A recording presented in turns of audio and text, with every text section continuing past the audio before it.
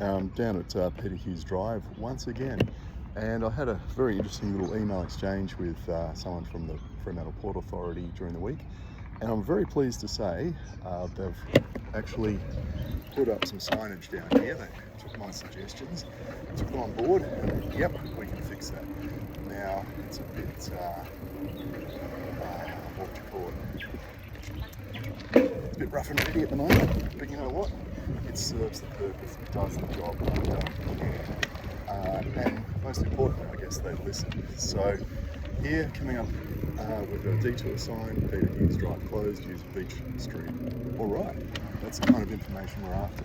So it's on a Fremantle Port Authority core float.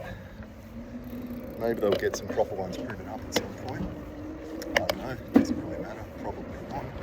The only thing I would suggest is, yeah, you've outlined nice big letters, I'd now come and colour them in so that they're quite visible from a distance. Now, unfortunately, the audio quality from here went to hell, so I'm going to narrate this bit. A couple of problems with this, and this will show why testing and review is really important with this stuff. Now, riding along from this direction, there is no sign at this, what do you call this, pathway across, this level crossing, I guess I'll call it, to the left to tell you that's where you need to turn. And that'll become apparent in a sec. What I did is, at this point, I did a U-turn to go back and have a look at the signage that is there when you're coming from this direction. And I think that is a problem. It's fine, well, it's good to have the signage going from this direction, but it assumes you actually see it as you approach. Now, I'm coming along here, and the fence actually blocks the sign, and I can just start to see it here, poking out. And I can see a little bit more of it, I can see a little bit of it. Now I can see the whole sign. And obviously I've got the sun in my eyes as well. So there's a photo of the sign. And unfortunately, yeah, even though that fence is kind of open, when you're at a distance, it's closed, if you get what I mean. And you just can't see the sign at all. Now, I went back and took a photo of the sign at this level crossing. And then as I was coming back, I noticed that another cyclist had just done exactly what I did.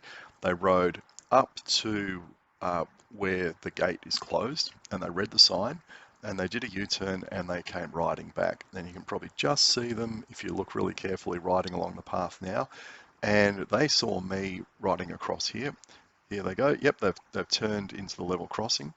And I stopped here to have a chat with this bloke to see what he thought of the signage. Had he seen it? Was it effective? And his answer was he hadn't actually seen the level crossing sign at all. He just noticed me in my watermelon jersey standing out a mile away. And but he had seen the sign at the end of the path and thought that was useful, and that's why he'd done a U-turn and come back to have a look. So yeah, you got to test these things. You've got to make sure that they're actually visible to someone riding along on a bike at 20 to 25 kilometers an hour, and preferably find someone that doesn't know the signs are there and get them to have a look and see whether they can see them or not. Now, I'll just quickly flick through some signage I saw this morning, which I thought was super effective, and I'm going to do a separate video on this stuff because I think there were some great ideas from this, particularly the use of pavement markings like this. And you can see they've used, Kings Park Board has used a couple of different core flutes here to show this is closed off, and I'll go into more detail on this later on. There's some fantastic ideas here for public authorities to use. So yeah, this hand-drawn sign, great as a stopgap, but if this is going to be closed for a while, hopefully it'll be replaced with something much more effective. And yeah, we look forward to see what comes next.